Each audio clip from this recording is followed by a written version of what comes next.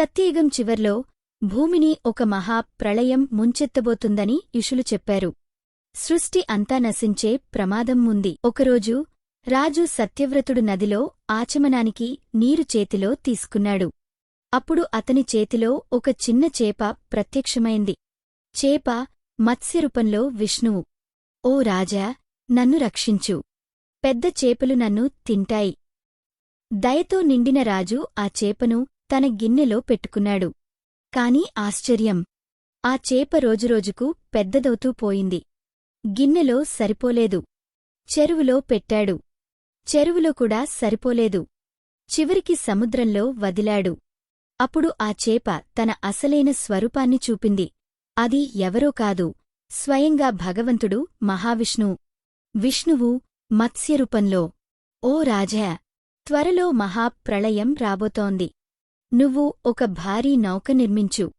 అందులో సప్తర్షులను, అన్ని విత్తనాలను, జంతువులను తీసుకెళ్ళు. నేను తిరిగివచ్చి నిన్ను రక్షిస్తాను. కొద్ది రోజుల తర్వాత ఆకాశం నల్ల మేఘాలతో నిండిపోయింది. మేఘాలు గర్జించాయి, వర్షం కురిసింది, భూమి మొత్తం నీటిలో మునిగిపోయింది.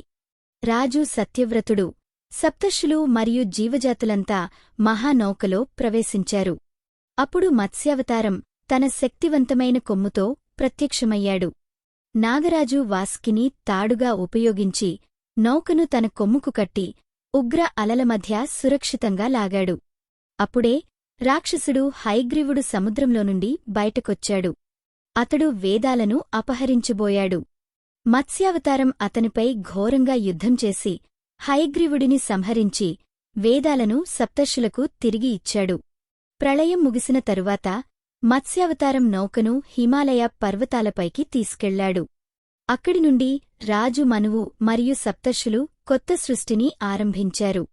జీవజాతులు పునరుద్ధరించబడ్డాయి, వేదాలు కాపాడబడ్డాయి,